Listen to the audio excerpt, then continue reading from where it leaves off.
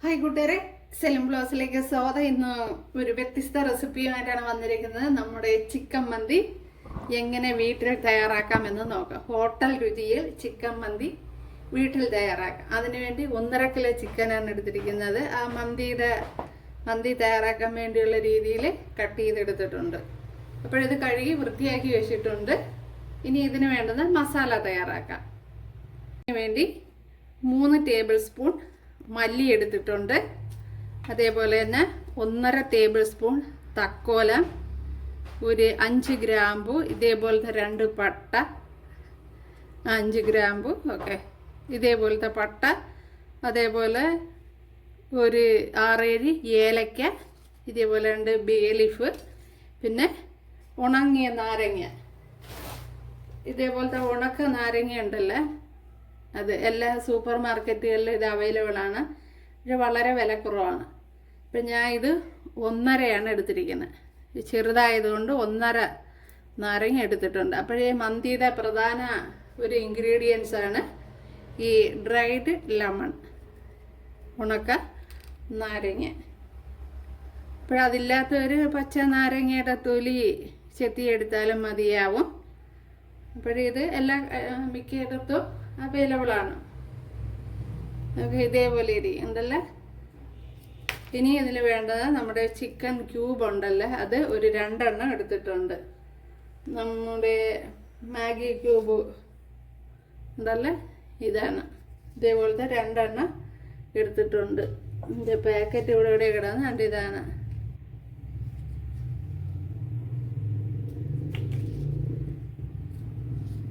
അപ്പോൾ ഇനി ഇൻഗ്രീഡിയൻസ് എല്ലാം ഒന്ന് വറുത്തെടുക്കണം. ബാക്കി പറയാം. ഇനിയും ഉണ്ട്. നമ്മുടെ പാത്രം ചൂടായിട്ടുണ്ട്. അതിലേക്ക് ചേർത്ത് കൊടുക്കാം.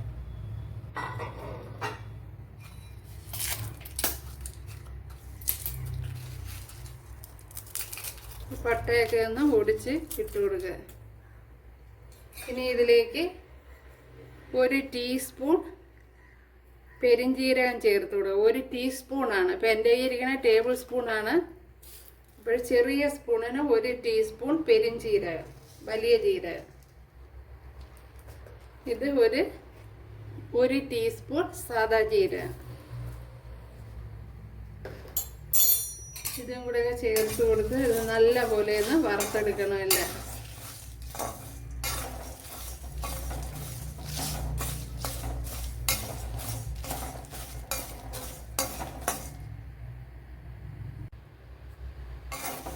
ഇതിവിടെ ഏകദേശം ഒന്ന് ചൂടായിട്ടുണ്ട്. നമുക്കിനി തീ ഓഫ് ചെയ്ത് കൊടുക്കാം.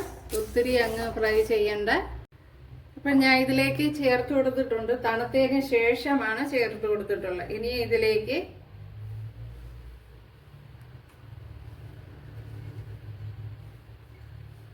ഒരു 1.5 ടേബിൾ സ്പൂൺ കാശ്മീരി മുളക് പൊടിയാണ് ചേർത്ത് കൊടുത്തിട്ടുള്ളത്. ഇനി ഇതിലേക്ക് ശകലം മഞ്ഞൾപ്പൊടി. ഇനി ഇതിനെ നല്ല ഒന്ന് പേസ്റ്റാക്കി എടുക്കണം. ഇനി ഇതിലേക്ക് 2-3 അല്ലി വെളുത്തുള്ളി, ഒരു ചെറിയ പീസ് ഇഞ്ചി,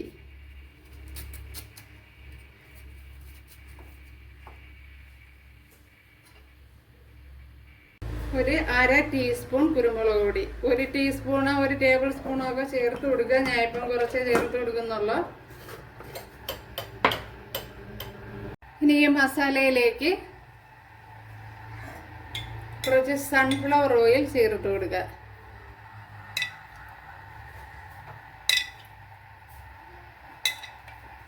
ഇപ്പം 4 ടേബിൾ സ്പൂണാണ് ചേർത്ത് കൊടുത്തിട്ടുള്ളത് സൺഫ്ലവർ ഓയിൽ. ഞാൻ ഇപ്പം ഇതാണ് എടുത്തിരിക്കുന്നത്. ഒന്ന് കുഴച്ച് നോക്കാം. അപ്പോഴിത് തികയില്ലെങ്കിൽ കുറച്ചുകൂടി ചേർത്ത് കൊടുക്കണം.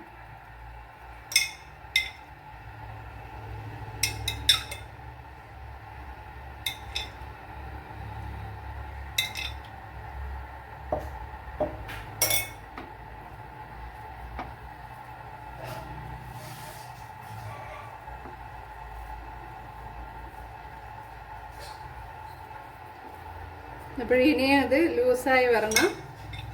വേറെ വെളിച്ചെണ്ണയോ അങ്ങനെ ഫ്ലേവർ കൂടിയ ഓയിലുകളൊന്നും ചേർക്കാൻ പാടില്ല.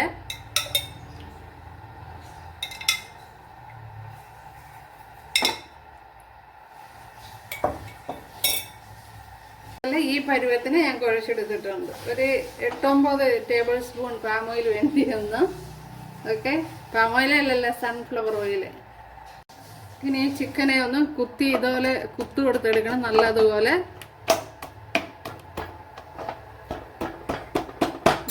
എൻ്റെ കയ്യിൽ മസാല ഇരിക്കണോണ്ടാണ് അതാവുന്നത്.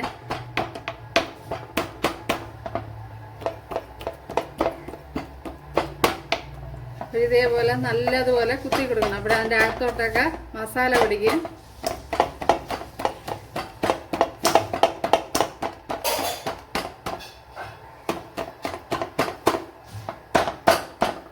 എല്ലാം ഇതേപോലെ കുത്തിയെടുക്കണം.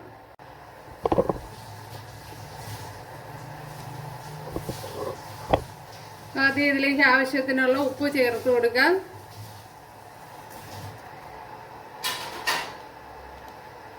അപ്പോഴും മസാലയിൽ നമ്മൾ ഉപ്പ് ചേർക്കാൻ വിട്ടുപോയി, അതുകൊണ്ട് ചിക്കനിൽ ഇച്ചിരി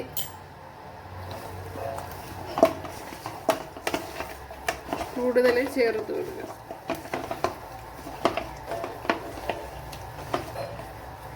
ഇനി ഈ മസാല എല്ലാത്തിലും ഒന്ന് തേച്ച് പിടിപ്പിച്ച് കൊടുക്കുക.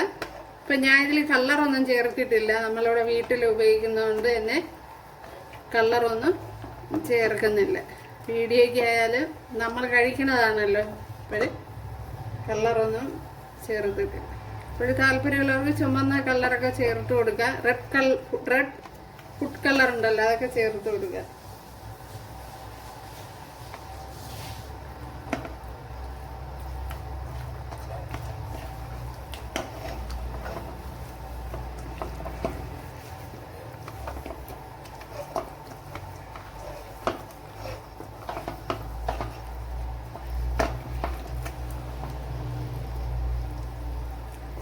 ഇപ്പോൾ ചിക്കൻ്റെ എല്ലായിടവും നല്ലതുപോലെ മസാല തേച്ച് പിടിപ്പിച്ചത്. ഇതിപ്പോൾ എല്ലായിടവും ആയിട്ടുണ്ട് ഉണ്ടല്ലേ.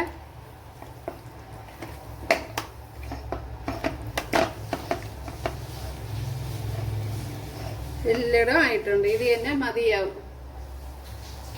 കണ്ടല്ലേ, എല്ലായിടവും മസാല നല്ലതുപോലെ ആയിട്ടുണ്ട്. ഇത് തന്നെ മതിയാവും. ഇത് 1 മണിക്കൂറൊന്ന് ഫ്രിഡ്ജിൽ സൂക്ഷിക്കണം. ഇതിലേക്ക് 3 ഗ്ലാസ് റൈസാണ് എടുത്തിരിക്കുന്നത്. റൈസ് എന്ന് പറയുമ്പോൾ സെല്ല റൈസാണ് എടുത്തിരിക്കുന്നത്. അതായത് മന്തി റൈസ്, ഒരുമാതിരി ചുമന്ന കളറിലുള്ള റൈസാണ് എടുത്തിരിക്കുന്നത്. ഇത് ഞാൻ വെള്ളത്തിൽ 1 മണിക്കൂർ കുതിർത്ത് പിന്നെ വാരി വെച്ചിരിക്കുന്നതാണ്. 1 മണിക്കൂറോ അരമണിക്കൂറോ ഒക്കെ കുതിർത്തെടുക്കുക. അപ്പോഴും ഓരോ അരിയും വ്യത്യസ്ത ടൈപ്പാണ്. അതൊക്കെ ശ്രദ്ധിക്കണം. ചിലത് 1 മണിക്കൂറൊക്കെ കുതിർത്ത് കഴിഞ്ഞാൽ ചിലപ്പം പൊടിഞ്ഞു പോകും. അതൊക്കെ പ്രത്യേകം ശ്രദ്ധിക്കണം. ഇവിടെ വെള്ളം ചേർത്ത് കൊടുത്തിട്ടുണ്ട്. ഒരു ഇഡ്ഡലി കുട്ടകത്തിൻ്റെ തട്ടാണ് എടുത്തിരിക്കുന്നത്. അതിലേക്ക് 1 ഗ്ലാസ് റൈസിന് 1.5 ഗ്ലാസ് വെള്ളമാണ് എടുത്തിരിക്കുന്നത്. അങ്ങനെ 4.5 ഗ്ലാസ് വെള്ളമാണ് എടുത്തിരിക്കുന്നത് 3 ഗ്ലാസ് അരിക്ക്. ഞാൻ ഇവിടെ ഇതേപോലത്തെ സ്റ്റീൽ ഗ്ലാസ്സിനാണ് എടുത്തത്. സ്റ്റീൽ ഗ്ലാസ്സിന് ഒത്തിരി കുമിച്ചങ്ങ് എടുത്തിട്ടില്ല, അല്ലാതെയാണ് എടുത്തിരിക്കുന്നത്. അങ്ങനെ 4.5 ഗ്ലാസ് വെള്ളമാണ് ഇതിലെടുത്തിരിക്കുന്നത്. ഇനി ഇതേപോലുള്ള ഒരു തട്ടും ഇതിന് ആവശ്യമാണ്. ഇവിടെ തിളച്ച് ഒരു ആവി വരാൻ തുടങ്ങിയിട്ടുണ്ട്. അതിലേക്ക് നമ്മുടെ ചിക്കനൊക്കെ പിറകി ചേർത്ത് കൊടുക്കുക.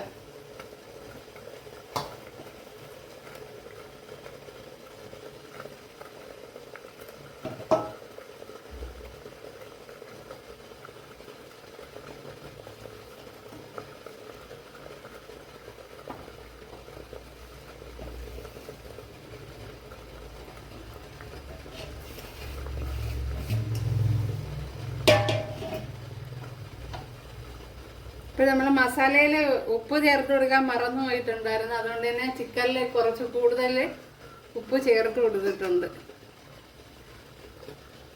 ഇനി ഇതൊന്ന് അടച്ചു കൊടുക്കാം. ഇതിൻ്റെ ടൈം എന്ന് പറയുന്നത് ഒരു 40 മിനിറ്റ് ആണ്. 40 മിനിറ്റ് ഇങ്ങനെ വേവിച്ചെടുക്കണം. അത് നോക്കി സമയം നോക്കി തന്നെ റെഡിയാക്കി എടുക്കണം. കണ്ടല്ലോ നമ്മുടെ ചിക്കനൊക്കെ വെന്ത് വന്നിട്ടുണ്ട്. പക്ഷേ ചിക്കനൊക്കെ വെന്ത് വന്നപ്പോഴത്തേന് വെച്ച വെള്ളം എല്ലാം വറ്റിപ്പോയിരുന്നു. അപ്പോൾ ഞാൻ ഇത് യൂട്യൂബിലെ വീഡിയോ എന്താണ് ചെയ്തത്, അപ്പോഴെനിക്ക് എത്ര സ്വന്തമായിട്ട് ഞാൻ അത്ര അറിഞ്ഞുകൂടായിരുന്നു. അങ്ങനെ യൂട്യൂബിലെ വീഡിയോ ഒക്കെ കണ്ട് മാറ്റം വരുത്തിയാണ് ചെയ്തത്. അപ്പോൾ വെള്ളം അങ്ങ് വറ്റിപ്പോയി. ഞാൻ ഇതിപ്പോൾ രണ്ടാമത് ഒഴിച്ചതാണ്. ഞാൻ ആദ്യം പറഞ്ഞതുപോലെ തന്നെ എനിക്ക് 1 ഗ്ലാസ് ഇത് ചിക്കൻ്റെ ഈ സ്റ്റോക്ക് അതിനകത്ത് ഉണ്ടായിരുന്നുള്ളൂ. അപ്പോഴത് പോയിട്ട് ബാക്കി ആവശ്യമുള്ള വെള്ളം ചേർത്ത് കൊടുത്തിട്ടുണ്ട്. ഇതിലേക്ക് ഇനി നമുക്കൊരു ചിക്കൻ്റെ ക്യൂബ് ചേർത്ത് കൊടുക്കാം. അതേപോലത്തെ 2 എണ്ണം ഞാൻ എടുത്തിട്ടുണ്ട്. അപ്പോൾ തീ കുറച്ച് വയ്ക്കാത്തത് കൊണ്ടാണോ വെള്ളം പറ്റിപ്പോയെന്ന് അറിയില്ല. എന്തായാലും വെള്ളം അങ്ങ് പറ്റിപ്പോയി. ഇനി ഇതിലേക്ക് ഒരു നാരങ്ങയും കൂടെ ചേർത്ത് കൊടുക്കാം. എന്നിട്ട് നേരത്തെ നമ്മൾ അരച്ചതിൽ കുറച്ച് മസാല ഞാൻ വെച്ചിട്ടുണ്ടായിരുന്നു ഉണ്ടല്ലേ. അപ്പോൾ കുറച്ച് ഇനി ബാക്കി വെച്ചിരിക്കണം. അത് ചിക്കൻ ഫ്രൈ ചെയ്യാനാണ്. അപ്പോൾ ആ മസാല ഇതിലേക്ക് ചേർത്ത് കൊടുക്കുക. ഇതിനി വെള്ളം ഒന്ന് തിളയ്ക്കണം. തിളച്ച് വന്നിട്ടുണ്ട്. അതിലേക്ക് നമ്മുടെ റൈസ് ചേർത്ത് കൊടുക്കുക.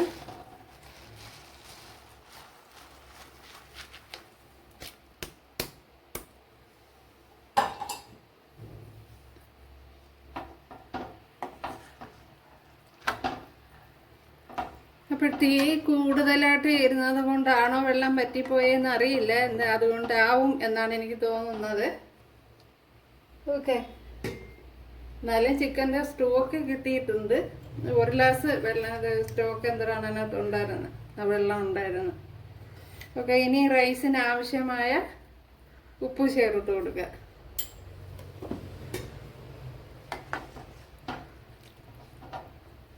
ഇനി തീ കൂട്ടി വെച്ചൊന്ന് തിളപ്പിച്ചെടുക്കാം.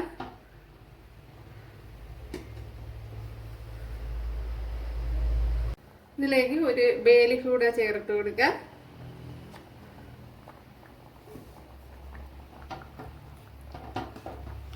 നല്ലപോലെ തിളച്ചതിന് ശേഷം തീ കുറച്ച് വെച്ച് കൊടുക്കണം. അല്ലെങ്കിൽ ചിലപ്പോൾ നേരത്തെ പോലെ വെള്ളം പറ്റിക്കൊണ്ട് പോകും. അയ്യോ എനിക്ക്. അപ്പോൾ ഇപ്പോഴും കൂട്ടിയിടാൻ നല്ലതുപോലെ ഒന്ന് തിളച്ച് കിടന്നതിന് ശേഷം ഇപ്പം നല്ലതുപോലെ തിളച്ചിട്ടുണ്ട്. ഇനി തീ ഒന്ന് ലോ ഫ്ലെയിമിലേക്ക് വെച്ച് കൊടുക്കുക. ലോ ഫ്ലെയിമിൽ വെച്ച് കൊടുത്തൊന്ന് അടച്ചു കൊടുക്കുക.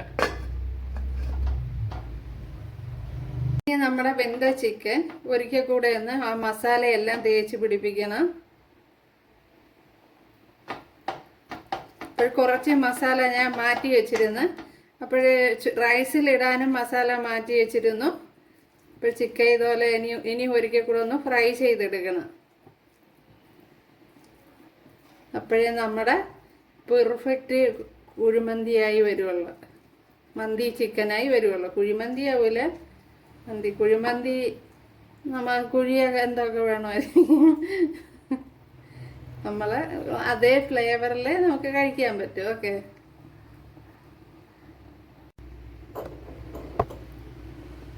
അപ്പോൾ ഇത് ഞാൻ സൺഫ്ലവർ ഓയിലാണ് ചേർത്ത് കൊടുത്തിട്ടുള്ളത് പൊരിക്കാൻ.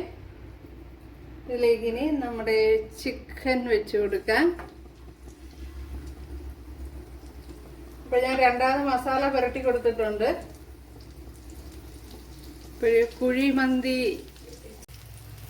ഇപ്പോൾ ചിക്കൻ ഇതേപോലെ തിരിച്ചും മറിച്ചുമൊക്കെ ഇട്ട് കൊടുത്തൊന്ന് വേവിച്ചെടുക്കുക. നല്ലപോലെ വെന്തത് തന്നെയാണ്, എന്നാലും ഒന്ന് ഫ്രൈ ചെയ്തെടുക്കണമല്ലോ.